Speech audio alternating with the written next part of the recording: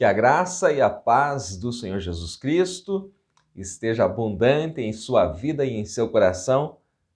Com satisfação, nós chegamos para mais um trimestre, o quarto trimestre de 2021. Temos a convicção que, assim como o terceiro trimestre, este tempo será um tempo de muito aprendizado da palavra de Deus. Se você está conhecendo o nosso canal agora, eu sou o evangelista, professor Márcio Mainardes. Seja muito bem-vindo, inscreva-se neste canal, deixe o seu joinha, deixe também o seu comentário. Nós vamos estudar neste quarto trimestre a respeito do apóstolo Paulo, lições da vida e ministério do apóstolo dos gentios para a Igreja de Cristo. E a lição de número 1 traz o título O Mundo do Apóstolo Paulo. O nosso texto áureo nesta lição é Atos 9, versículo 15. Disse-lhe, porém, o Senhor: vai, porque este é para mim um vaso escolhido para levar o meu nome diante dos gentios e dos reis e dos filhos de Israel.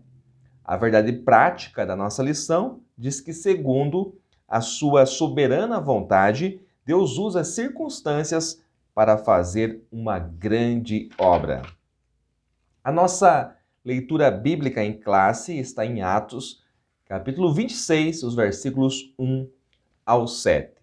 A nossa lição bíblica ela se divide em 3 tópicos. O primeiro é o mundo de Paulo no Império Romano. O segundo tópico, o mundo cultural de Paulo. E o terceiro e último tópico, o mundo religioso de Paulo. Então perceba que nesta lição nós não vamos falar muito a respeito do apóstolo Paulo, porque esse será o tema da segunda lição. Então, neste primeiro momento, nós falaremos a respeito do mundo, de como era o mundo nos dias do apóstolo Paulo, a respeito do Império Romano, das circunstâncias nas quais o apóstolo Paulo surgiu. Então, vamos lá. Para que você compreenda um pouquinho da história bíblica, daquilo que acontece no cenário bíblico, vamos voltar ao Antigo Testamento. Os grandes impérios depois que Israel se estabeleceu na Terra Prometida. É claro que houve outros grandes impérios que eu não estou mencionando aqui, mas estamos falando somente a partir do momento em que Israel se estabeleceu na Terra Prometida. Então, o grande império que surgiu por volta dos anos 700, século 8, foi o Império Assírio. Não é que ele surgiu nesse tempo. Nesse tempo, se tornou muito forte e dominou o mundo. Então, se você for procurar dados históricos, vai perceber que o Império surgiu muito antes. Porém, nos séculos 8, 9, 8 e principalmente nos idos de 700, 740 a 615 a.C., foi o auge do Império Assírio, tá? Não confunda Assíria com Síria, tá ok? Veja que em 722, o Império Assírio dominou até mesmo Israel, o Reino do Norte, tomando Samaria. Só que o Império Assírio caiu diante do Império Babilônico.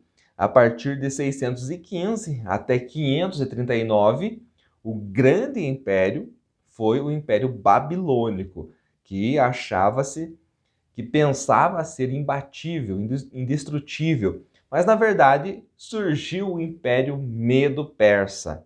Os Medo-Persas dominaram a Babilônia, venceram a Babilônia a partir de 539 a.C. Então, perceba, tínhamos a Síria, depois Babilônia e depois o Império Persa. Só que o Império Persa vai cair diante da Grécia, a Grécia de Alexandre o Grande. Isto que falo por volta dos anos 333, 330 a.C., portanto, no período interbíblico. E aí, por último, o Império Romano, mais ou menos no ano 60 a.C., o início da dominação romana. É claro que o ano que marca mesmo o início do Império é o ano 27 a.C. Mas desde os anos 60 a.C., já o Império Romano iniciava a sua dominação. Então veja que impérios passam, impérios vêm, dominam e passam. Mas em tudo isso, o Senhor estava preparando um cenário para que viesse o Senhor Jesus Cristo e para que o mundo estivesse preparado para propagar a verdade do Evangelho, propagar as boas novas. Aí que surge então o Saulo. Quem era Saulo? O nome Saulo é uma variante de Saul, que significa desejado. Saul, o primeiro rei de Israel, o seu nome significa desejado. Então, Saulo é uma variante de Saul, tá ok? Aí nós temos Paulo, ele é chamado de Paulo, na maior parte do texto do Novo Testamento, que Paulo vem do latim, que significa pequeno ou menor. Há muita discussão a respeito de Saulo e Paulo. Houve mudança de nome? Não houve mudança de nome? Não é este o nosso objetivo aqui, porque nós estamos falando a respeito do mundo de então, do mundo do apóstolo Paulo. Então, Paulo significa pequeno, significa menor e é de origem latina, tá? Origem no latim. Este Saulo nasceu em Tarso, que ficava na Cilícia, e sua família era da tribo de Benjamim, até por isso ele traz o nome do primeiro rei de Israel, que era benjamita. Quais as condições para a obra missionária? Olha só, nesse tempo em que o Império Romano dominou o mundo de então, os meios marítimos evoluíram muito. Houve grandes embarcações, grandes barcos, grandes navios, facilitavam as viagens, as longas viagens já eram mais confortáveis do que em séculos anteriores. Também o mais importante é que por terra os romanos construíram estradas como nunca antes. Havia então condições ideais para a propagação do Evangelho. Se você olhar para o primeiro tópico da nossa lição, fala em cerca, o nosso comentarista, pastor Elianai Cabral, fala a respeito de 300 mil quilômetros. A malha viária abrangia em torno de 300 mil quilômetros, sendo que 90 mil quilômetros apresentavam condições excelentes para viajar. Ou seja, o mundo estava interligado. As condições marítimas eram muito boas e as estradas que não havia antes, que eram estradas muito precárias, agora elas possibilitavam estas longas viagens. Então havia sim condições ideais para a pregação e para a propagação do evangelho. Os apóstolos do Senhor Jesus focaram nos judeus. É claro que Jesus deixou isto diante deles, certo que ele veio para o mundo de então, mas os primeiros apóstolos, eles focaram nos judeus. Porém, o mundo gentio necessitava ouvir a respeito da pessoa de Cristo. E é neste cenário que Deus levanta o apóstolo Paulo. Para que você entenda o que está acontecendo e qual era este cenário, é importante que você saiba também que o helenismo, né, tinha dominado o mundo de então. Professor, eu não sei o que é helenismo. Helenismo é o domínio da cultura grega. Por mais que os gregos já não estavam no poder, eles já não dominavam o mundo politicamente, porque perderam esse domínio para os romanos, a cultura grega ainda dominava. Isso que nós chamamos de helenismo, período helênico. Mesmo depois do domínio político romano, a cultura grega continuou, ou seja, a língua do mundo de então era o grego koiné. Então, por mais que os romanos dominavam a política, os gregos ainda dominavam a cultura. Então, o grego koiné era como se fosse o inglês de hoje, né? Hoje, em todo o mundo se fala inglês e em todo o mundo oriental naquela época, em todo o Oriente Médio, se falava o grego koiné como se fosse a língua universal. O mundo romano, ele respeitava também a diversidade religiosa. Eles permitiam, né, que as nações as quais eles dominavam, elas tivessem os seus cultos. Então, isto abriu muitas oportunidades para a evangelização. Por outro lado, também, a filosofia grega também influenciou o cristianismo. A filosofia grega, principalmente com o gnosticismo, que trazia aquele sincretismo religioso, trazia aquele conhecimento oculto.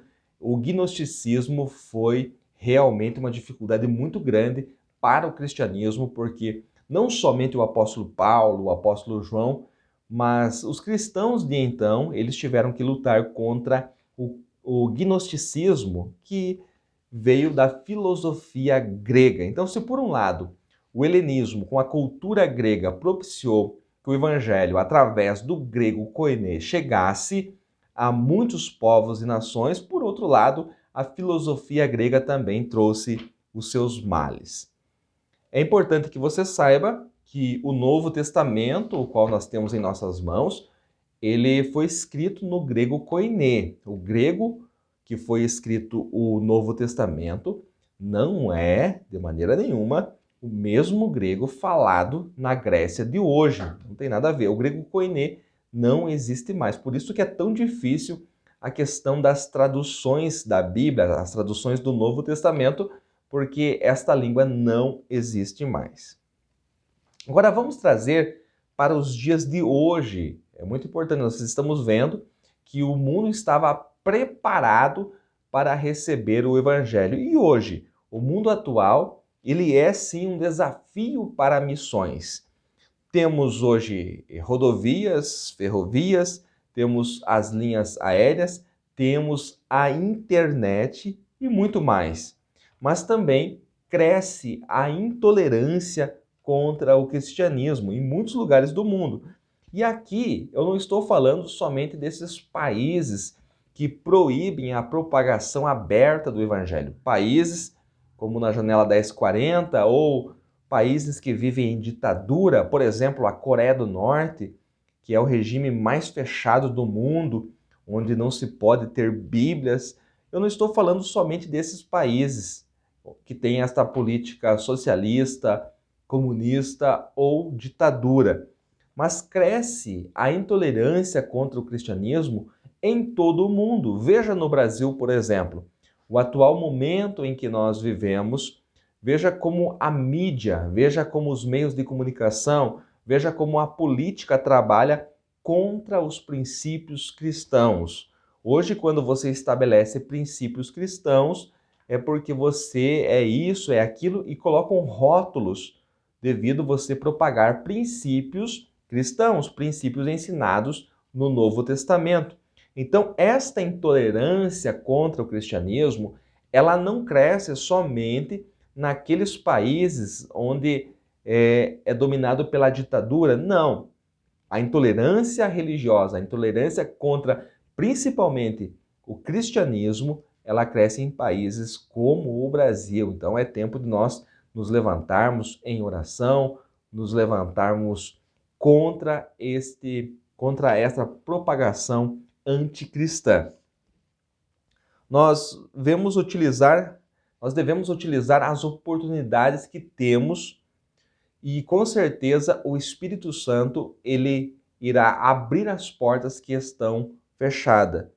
Devemos utilizar tudo que temos em mãos. Por exemplo, há décadas atrás não se imaginava este meio de comunicação como temos o YouTube, o Facebook, o WhatsApp, as mídias sociais.